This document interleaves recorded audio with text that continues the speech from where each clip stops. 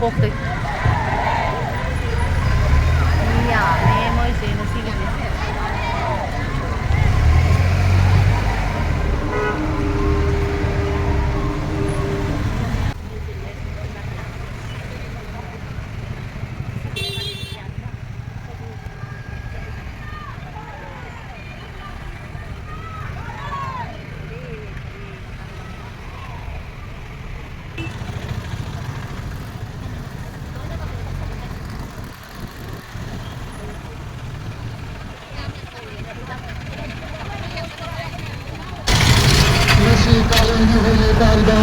ꯃꯩꯇꯩ ꯏꯅꯤꯡꯍꯟꯕꯒꯤ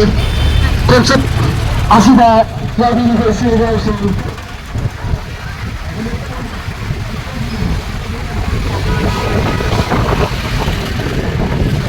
ꯑꯩꯈꯣꯏ ꯉꯟꯇꯥꯅ ꯅꯔꯁꯤꯡꯒꯤ ꯂꯥꯏꯁꯪ ꯌꯧꯔꯦ ꯃꯟꯗꯤꯔ ꯃꯊꯛꯇ ꯀꯥꯍꯜꯂꯦ ꯉꯜꯂꯗꯤ ꯑꯗꯨꯒ ꯃꯦꯃꯣꯔꯤ ꯑꯣꯏꯅꯕ ꯍꯥꯏꯅ ꯐꯣꯇꯣ ꯑꯃꯁꯨ ꯂꯧꯖꯔꯛꯑꯦ श्री हरिदे राघविनदे गौरचन महाप्रभु असीबिसिंह गौरचन महाप्रभु दे हरि मंदिर यौखिबदा थबक पांथो के निंगिबदो अदो निंगिबदा उबीरब घातने अखोले सनबी की मतुन सोरबा कोटबा खर पांथो के वाने अदना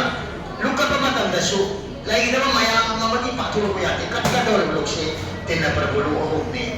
अयाम बासिद कलिसे छोटी मुख चक्जगरबसिंगी हागी सही कुमोन ताबो यामगे कटपने अदुगा जैगगी रही कटपन जावी अदुना लैगिरबी कटपीरबसिंग गौरचन महाप्रभुना लुक्ष्य हाबी वर फरमदोइने मनदु सोलिसि गौरचन महाप्रभुना लैगिरबी कचरी बसे कोमो चावसिना कचरी बा मामागी मपागी अदुगा दागी कटपीरबसिंगसे गौरचन महालो हाबी हगरे अदुगा जैगगुम गरागी अबता चलपा अनुबा बगी कल्प मयामना श्री विष्णु न लुक्ष्य हाबी रो पेंदिरो पेलगदी थबक खुदिमुन मपुंग फाइ अदना पेंदिरगदी मथंग मथंग चेंजन बद पेम खोजगे हाइबने अदुगी दमकनि मनु सोंगदोइसे अदुना अहानबगी सनकी खोंजेन तारम मतमदा खोइरमबियो सागिना लैगिरबसिंदो जंबियो अपोपा अपोपी पोलवा सदनी साजु सगेना ति पाइ पुनमक्तो जंबियो असिगी कालेंगे तृतीया ओनी पान बन युजगे शैनो बिलासिदा निजंग बता आवन बिलासिदा नमजाबर कसै वसै श्री हरि गौरचन महाप्रभु हाबीरो जैगगी श्री विष्णु चिंबा लोक हाबीरो विष्णु के देव को रोजेरीना अमुक खोइरमबियो निजंगरा ओरमल ओरमतुंग निजंगले बिको रोकलागा अनिशु बशरी नोकले लोकतने अनिशु बशरी तदे लोक हारिनेदा थबक छोरी नेदे आलमन खोइरमनु फत्रे हाइबने पांखै बथबक लोइदरी नेदा अमन अमन खोइरमगदे पांखै बथबक दा सोइबा काइबला तबे याय अनिशु बशरी खोइरमबा याद्रे अखोइ लोक हारि लाइरमबा यादे लाइ तो कना लाइ गिने लोक कलिंगा दे खोइरमबा यादे लाइ लोक कलिंगा दे खोइरमबा लाइ लोक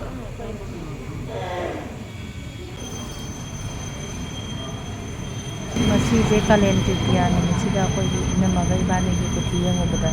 नर्सिंगदा लुकटलगा अखोई निजौ हाइरे अदुगी इनमगा आइगा लेमगा ददागा अखोई लाइने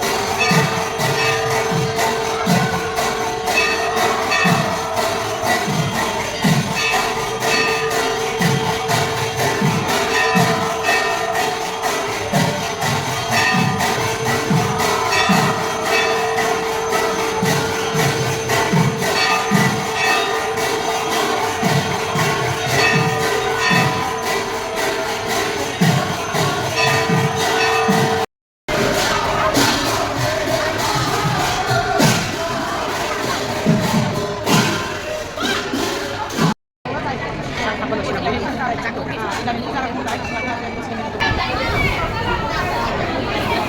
องไหนมีเสนียงปีนี้